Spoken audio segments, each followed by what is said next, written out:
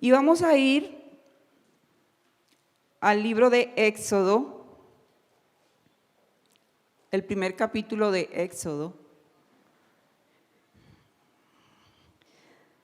A partir del versículo 6.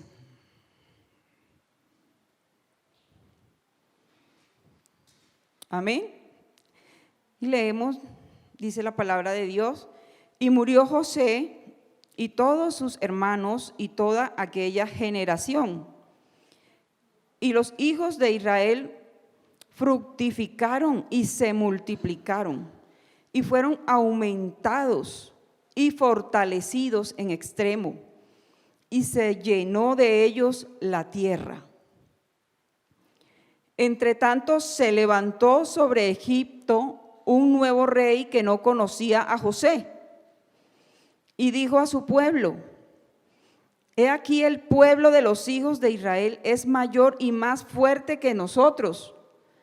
Ahora pues seamos sabios para con él, para que no se multiplique y acontezca que viniendo guerra, él también se una a nuestros enemigos y pelee contra nosotros y se vaya de la tierra. Entonces pusieron sobre ellos comisarios de tributos que los molestasen con sus cargas, y edificaron para Faraón las ciudades de almacenaje, Pitón y Ramsés. Pero cuanto más los oprimían, tanto más se multiplicaban y crecían, de manera que los egipcios temían a los hijos de Israel. Y los egipcios hicieron servir a los hijos de Israel con dureza, y amargaron su vida con dura servidumbre, en hacer barro y ladrillo, y en toda labor del campo, y en todo su servicio, al cual los obligaban con rigor. Vamos a dejar hasta ahí. El enemigo del pueblo de Dios desde el principio ha querido su destrucción, ha querido su aniquilación. Y a lo largo de la historia bíblica y extrabíblica hemos conocido muchas estrategias para impedir que el pueblo de Dios avance y se multiplique. Pero ante el cuidado y protección de Dios, esto no pasará. O sea, los planes del enemigo, por más tremendos que sean, por más estratega que sea el enemigo, esos planes de él nunca se llevarán a cabo. Porque Dios está ahí en medio de su pueblo. Esos planes seguirán fallando en el nombre de Jesús. En esta mañana veremos una de las principales estrategias que usa el enemigo para impedir que el pueblo de Dios avance y se multiplique. Y veremos cómo sigue utilizando hoy el enemigo las mismas estrategias que utilizó ayer. En el versículo 6 y 7 encontramos aquí la palabra de Dios, cómo nos narra, ¿cierto? Y acerca de José. Nosotros sabemos, ¿cierto?, que a través de José fue que todo el pueblo de Israel llegó a Egipto. Recordemos que José, vendido por sus hermanos, llegó a Egipto, ¿cierto? Y luego entonces todas las vicisitudes que él pasó allá, pero Dios estaba con José.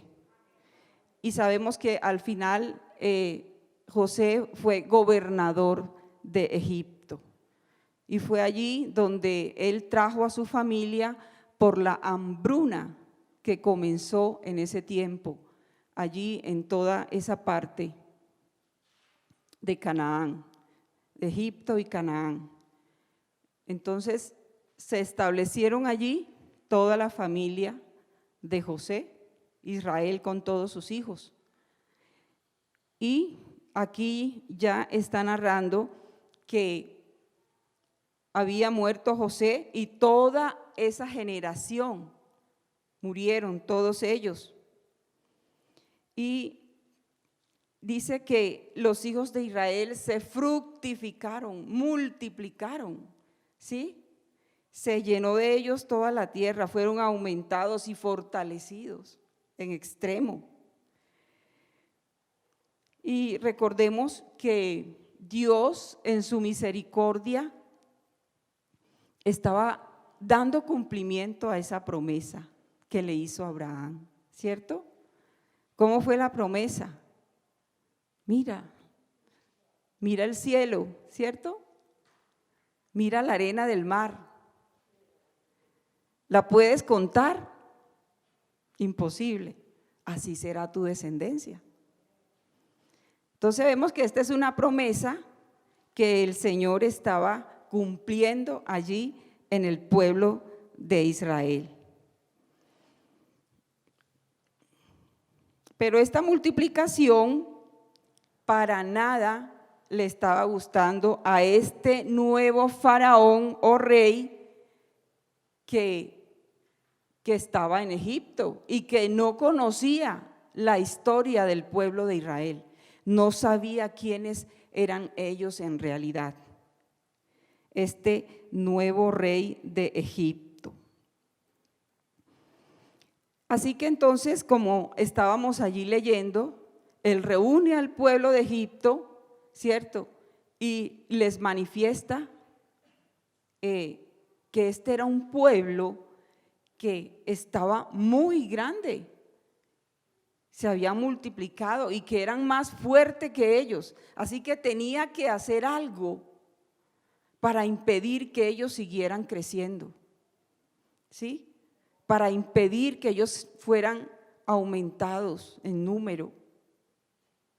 Y comienza entonces a idear un plan, una estrategia para impedir que el pueblo de Israel creciera y se multiplicara, avanzara. Y vemos ahí en el versículo 11 que ellos comenzaron, ¿cierto?, a poner sobre el pueblo de Israel una dura servidumbre, cargas pesadas, ¿sí?, a someterlo, es decir, a oprimirlo. Comenzaron a oprimirlo. Ahí en el versículo 12 dice, pero cuanto más los oprimían, entonces comienza esa opresión. En esta mañana vamos a dar esta definición de opresión. La opresión podemos definirla en varios aspectos. Primero, la opresión es el acto de oprimir, de sofocar, presionar, someter, ya sea a un individuo, una actitud, una comunidad o una nación. ¿Está eso de moda hoy? Sigue siendo igual. Segundo, también como el uso de la violencia para demostrar autoridad. Por ejemplo, la violencia física y psicológica que puede ejercer un esposo o una esposa, que pueden ejercer unos padres o un grupo de la sociedad. Hay muchas formas de ejercer opresión para someter un pensamiento, unos ideales, unas convicciones. Se parecen a muchas cosas verdaderamente por lo que el mundo hoy está pasando y por lo que todos nosotros podemos también y estamos pasando. Por donde nosotros metemos la cabeza, ¿cierto? No hay sino injusticias y crueldad. Los hijos de Dios tenemos un enemigo común, nuestro adversario, el diablo, Satanás. Y Faraón es un tipo de Satanás. Y vemos entonces que el enemigo no quiere verte crecer. El enemigo no quiere que el pueblo de Dios crezca. El enemigo no quiere que el pueblo de Dios se multiplique. No quiere que se ensanche. ¿Sí? Eso no lo quiere el enemigo. Nuestro enemigo común, el enemigo común del pueblo de Dios. Así como lo vio Faraón, ¿cierto? Le dio envidia. No quiere que sirvamos al Señor. Quiere vernos en derrota. Eso es lo que el enemigo persigue, quiere, ataca y oprime al pueblo de Dios para que no avancemos. Quiere volver a someternos, quiere menguar tu fe, quiere nuevamente someternos a la esclavitud del pecado. A nosotros, los hijos de Dios, que hemos sido comprados, lavados y limpiados con la sangre del Cordero. Y nos ataca y oprime.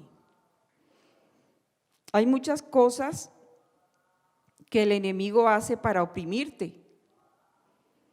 Y también que mires y que puedas aprender a reconocer sus tácticas de opresión también. Por ejemplo, el miedo. El miedo es algo que el enemigo está usando. La incredulidad, la desconfianza, malos pensamientos, ansiedades, entre muchos.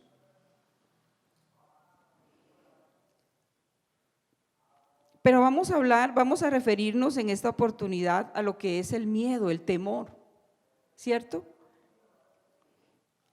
Y el enemigo quiere mantenernos atemorizados al pueblo de Dios, quiere mantenernos con temores. Vamos a ver que en el capítulo 5 de Éxodo, quiero que nos vayamos al capítulo 5 de Éxodo,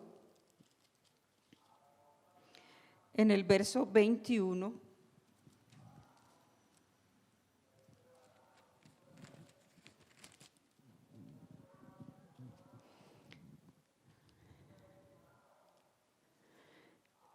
Les dijeron: mire Jehová sobre vosotros y juzgue, pues nos habéis hecho abominables delante de Faraón y de sus siervos, poniéndoles la espada en la mano para que nos maten.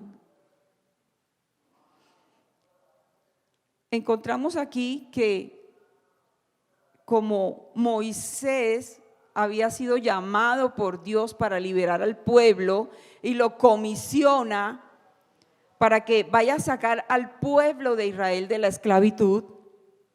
Entonces, cuando él va delante de Faraón en compañía de su hermano Aarón, resulta que Faraón, como ya el Señor lo había dicho, no iba a dejar ir a su pueblo. Entonces, lo que hace Faraón es que duplica todo todo la tarea, la labor del pueblo. Y dice, están ociosos. Por eso dicen, déjanos ir al desierto para adorar a nuestro Dios. Déjanos ir al desierto a alabar a nuestro Dios. Así que están ociosos, no tienen oficio. Y entonces les duplica o triplica el trabajo, de tal manera que ellos estaban agotados. Y si ellos no cumplían con el trabajo asignado, eran azotados. Y entonces ellos aquí fueron a la presencia de Faraón y para ellos decir, ¿cómo así? ¿Esto qué es? Y Faraón les dijo, no, ustedes que están ociosos. Y entonces cuando ellos salen de la presencia de Faraón, se aparece Moisés y esto es lo que ellos le dicen a Moisés. Es decir, pero ¿tú qué estás haciendo? ¿Tú qué es lo que has hecho? Mire, las personas cuando hay temores, cuando hay miedos, muchas veces la palabra de Dios nos entra por aquí y nos sale por acá. Y ellos estaban llenos de miedo, estaban atribuladísimos y además de eso también con muchos temores. Claro, porque ellos era tanto la presión, ¿cierto? Que ellos al no cumplir los iban a azotar. Y yo me imagino que ellos también al mismo tiempo también tenían que usar ese mecanismo para los otros, porque eran los líderes que habían puesto ahí sobre el pueblo. Eran a los líderes a los que azotaban.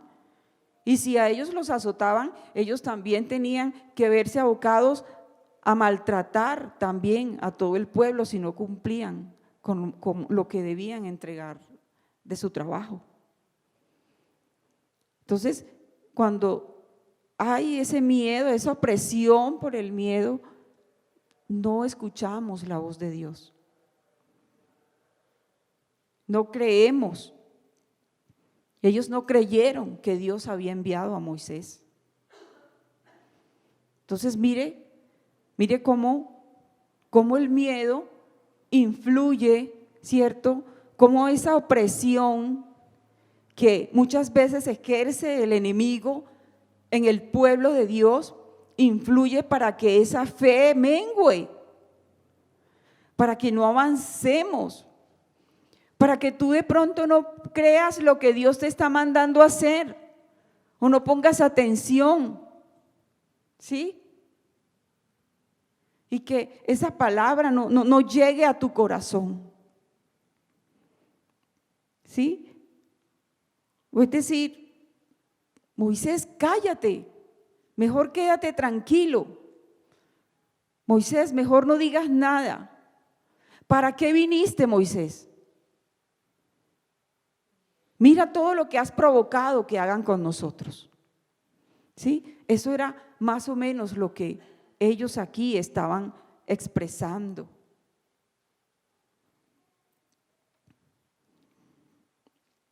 Otro ejemplo que tenemos acerca de los temores y de los miedos, también lo encontramos en Primera de Reyes,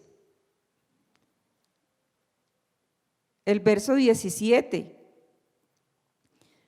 Y encontramos aquí al pueblo de Israel también, que estaba reunido para la batalla con los filisteos, y aparece el paladín Goliat, ¿cierto? Que dice que casi medía 3 metros de altura. Y entonces todos estaban llenos de miedo, dice que todos estaban allí temblando de miedo, porque él estaba diciendo que mandaran a alguien para pelear con él. Y claro, eso a cualquiera les puede infundir temor. Y cuando llegó Goliat, ¿cierto? Ese pequeñito, rubio, ojos azules, monito, bien bonito, bien simpático, y llega David entonces contra ese hombre. Obvio, nadie iba a creer eso. ¿Quién iba a creerlo? Humanamente, ¿quién iba a creer que David estaba allí, que iba a pelear se iba a enfrentar a Goliat y que lo iba a vencer? Eso nadie lo podía creer. ¿Sí? Entonces, mire cómo los miedos, los temores impiden que nosotros avancemos y creamos las promesas de Dios, creamos la palabra de Dios, creamos lo que Dios tiene para nosotros. No, ahí van cayendo muchas cosas en nuestra vida y entonces estamos allí como paralizados, porque muchas veces el miedo nos paraliza, no nos deja avanzar.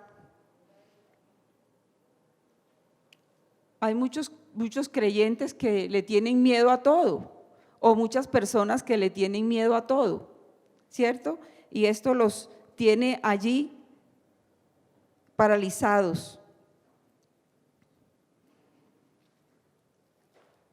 Estamos en un tiempo de la historia de este siglo donde hay un miedo generalizado, donde hay un miedo mundial por esta pandemia. ¿Cuántos han sentido miedo? No se ha salvado ni uno.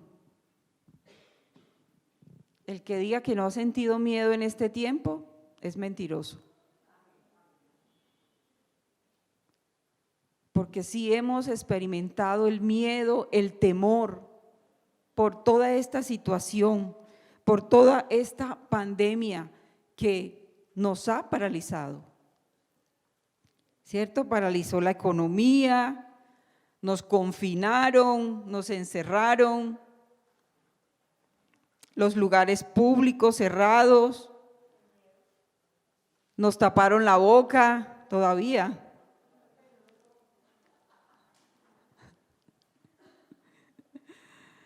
Nos taparon la boca para que no socialicemos, para que no prediquemos el evangelio. Mire, yo sé que de pronto hay veces cada uno de pronto lo mira bajo su óptica y yo sé que cada persona nos puede dar una lista grande, larga, cómo se ha sentido, ¿sí? Cómo ha sido afectado en cada una de sus situaciones económica, familiar, todo, ¿cierto?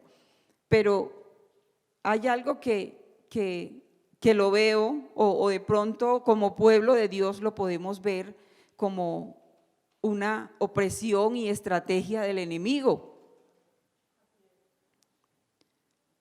para menguar, ¿cierto? Para que no avancemos, tapar nuestra boca para que no prediquemos, para que no enseñemos, para que el reino de Dios no avance y se estanque.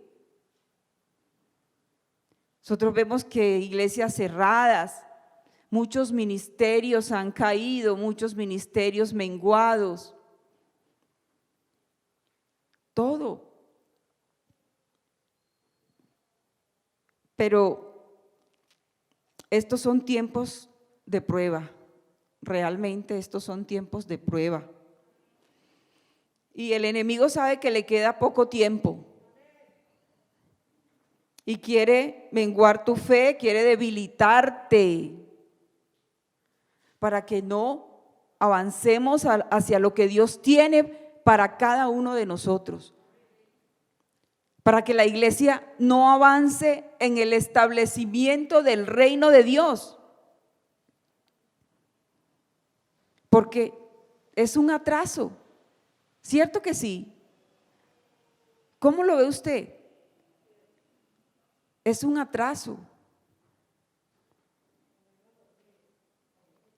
Muchos hermanos también han abandonado su fe. Muchas ovejas que no están, ¿cierto? Todo esto, toda esta situación de pandemia, y se sumó la de violencia, todo esto a muchos los han menguado, muchos han menguado en su fe y hoy no los vemos. Y nos preocupa, pero nuestra labor es seguir orando, seguir clamando al Señor para que estén firmes. Si están en sus hogares allí todavía, que puedan fortalecerse en la presencia de Dios, que sean guardados para que no vuelvan atrás. Y volver atrás en este tiempo, bendito Señor, Dios tenga piedad de nosotros, ¿cierto que sí? Dios nos guarde y nos esconda allí bajo la sombra de sus alas y que nunca nos apartemos del Señor, de su misericordia. Pero como vemos que Faraón oprimió al pueblo de Dios para impedir su multiplicación y liberación, el enemigo está usando hoy también esas mismas artimañas para impedir que avancemos. Pero hay un verso clave en este texto, que es la columna vertebral, que es lo más maravilloso. Y yo quiero que lo volvamos a leer, el verso 12, que es lo que más nos impacta. Y dice, quiero que lo lean conmigo. Pero cuanto más los oprimían, tanto más se multiplicaban y crecían. Amados, esa es una esperanza gloriosa. Yo quiero que usted se ponga de pie y le dé un aplauso inmenso, grande, grande al Señor de los cielos y la tierra. Alábele. Adórele.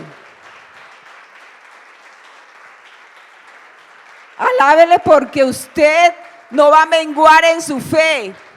Sigue aplaudiendo. Alábele. Dele gloria. Porque por cualquier artimaña que el enemigo quiera usar, usted va a estar firme, sin temores, sin miedo. Aplauda. El Señor está allí y vamos a crecer. Diga, vamos a avanzar. Dios va a cumplir el propósito. Dígale, así no me voy a quedar.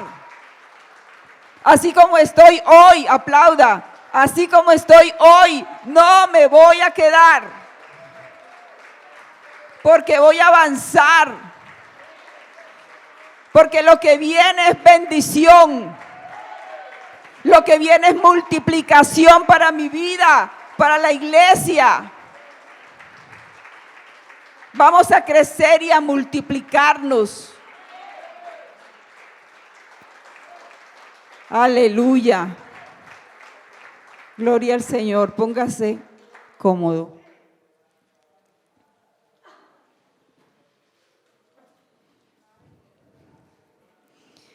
Dios es maravilloso.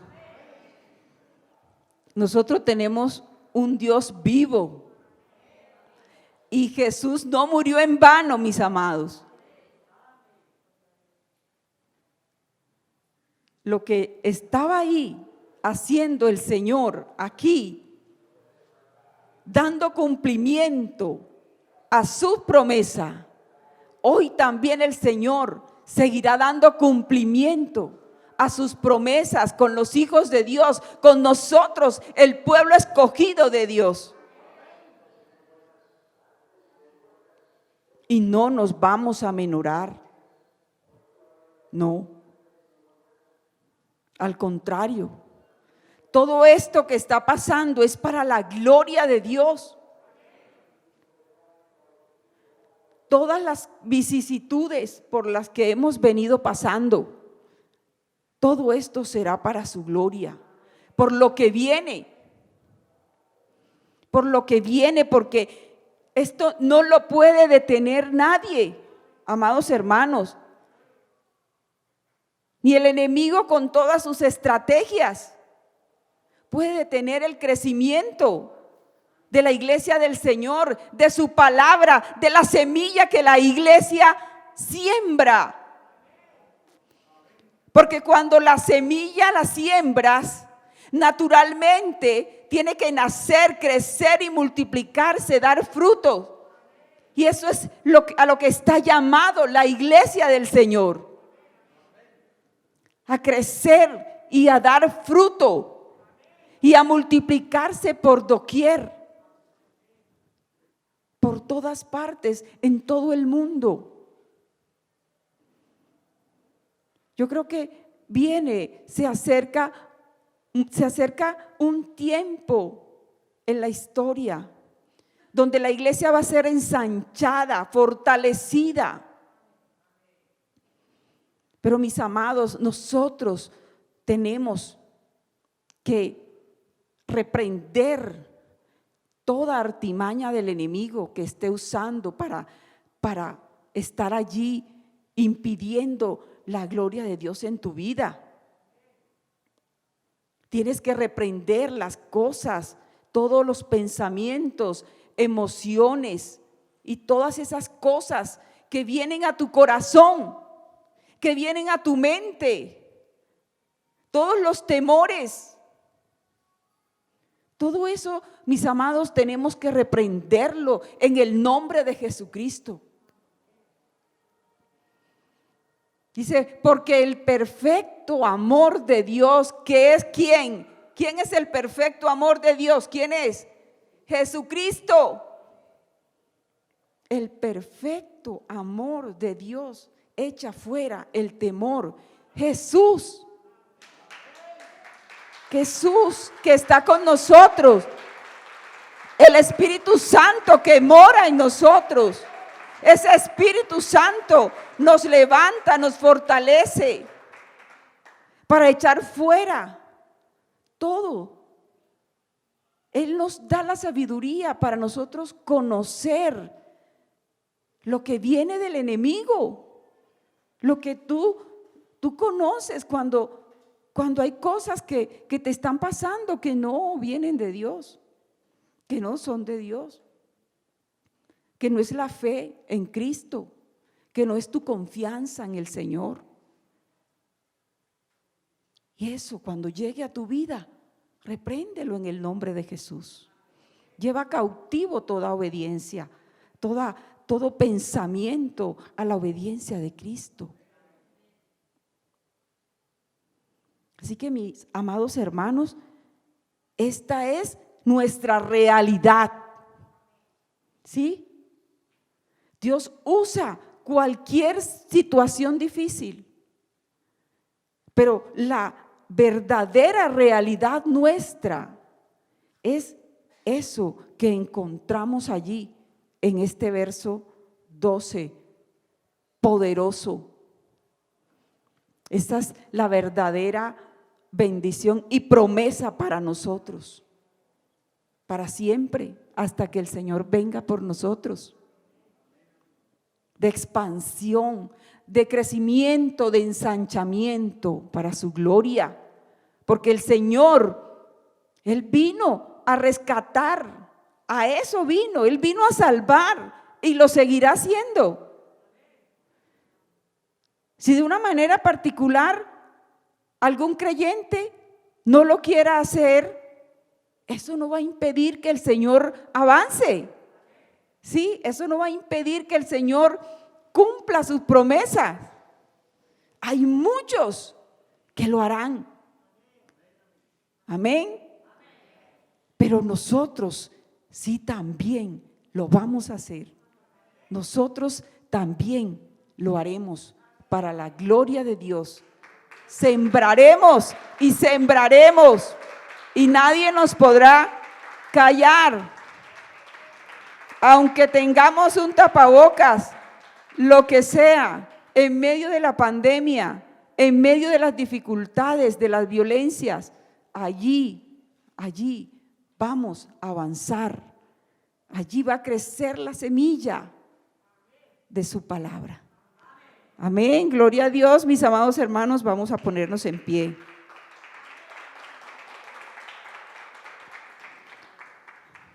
Vamos a darle gracias a Dios en esta mañana por su palabra, por sus bendiciones. Quiero que cierres allí tus párpados y de pronto puedas analizar un poco de toda esta situación. Dios y tú son los que saben en qué situación, en qué condiciones, de pronto cómo te has sentido, y que pongas delante de Dios cada situación ahí en tu corazón, cada emoción, ¿sí? Cada ansiedad, porque el Señor tiene cuidado de ti. El Señor, así como lo hizo con su pueblo allí en Egipto, el Señor hoy lo sigue haciendo con cada uno de nosotros. Tiene cuidado de todos nosotros. Yo quiero que allí puedas poner delante de Dios esa situación que te viene afectando, donde de pronto te sientes oprimido, donde de pronto sientas que hay algo que no te deja avanzar. De pronto que cuando piensas dar un paso hacia adelante, hay algo que te está impidiendo que tú avances, que tú te desarrolles en el ministerio. Gracias te damos, Señor. Pon delante de ti, delante del Señor esa situación.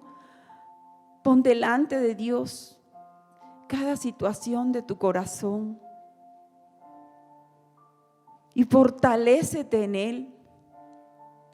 Derriba todas las mentiras y los engaños y las artimañas. Levántate y vea las Escrituras y mira todas las promesas. Fortalécete en el Señor.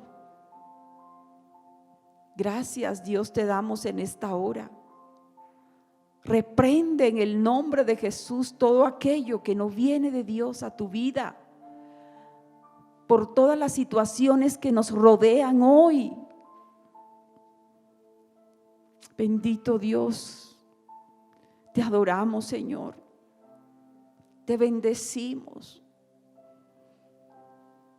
glorificamos tu precioso nombre, Señor, en esta mañana. Gracias, Señor, gracias. Aleluya, Señor. Tú eres el único Padre que nos da fortaleza. Aleluya, Señor. Gracias, gracias. Gracias, Espíritu Santo divino. Gracias por levantarnos en medio de la dificultad, por ayudarnos, por guiarnos. Gracias, Espíritu Santo, gracias. Dale gracias. El Señor te ha liberado, el Señor te ha sanado. El Señor te ha fortalecido para que estés en pie delante de Él. Dios misericordioso, te bendecimos en esta mañana, Señor. Te exaltamos, mi Padre bueno. Te adoramos, mi Rey. Tú eres la fortaleza de nuestras vidas, Señor. Nosotros nada podemos hacer sin ti. Bendito eres, Señor. A ti te damos toda gloria, Señor. Gracias, Señor, gracias por fortalecerme, por darme esas nuevas fuerzas para avanzar hacia lo que tú tienes para mi vida. Y hoy, Señor, yo levanto mis manos. Yo sigo recibiendo, Señor. Yo sigo recibiendo de tu gracia. Yo sigo recibiendo de tu amor, de tu bondad, de tu misericordia. Levanta tus manos.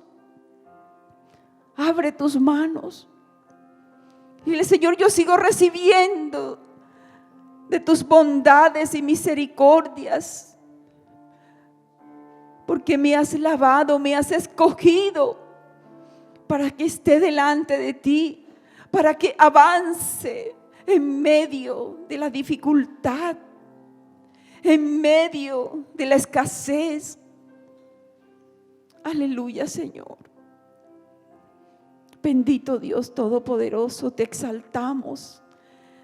Te damos toda honra, Señor, en esta mañana. Gracias por tu fidelidad tan grande, porque tú eres un Dios bueno, tú eres un Dios fiel que cumples tus promesas. Aleluya, Señor. Dios soberano, te bendecimos, Señor. Dele gracias a Dios. Haga así. Bata su mano. Bata su mano. Bata su mano. Dele gracias a Dios. Gracias, Señor. Gracias, Dios. Gracias. Bendito seas para siempre. Dios de grandes misericordias. Dios de grandes piedades. A ti te doy la gloria. Dígale, a ti te doy la gloria por todo lo que has hecho en mi vida y lo que vas a seguir haciendo. Bendito seas, Señor. Te adoramos, Padre, y te exaltamos en esta hora. Gracias, Padre amado, en el nombre maravilloso de Jesús, nombre que es sobre todo nombre. Aleluya. Dios es grande y maravilloso. Amén.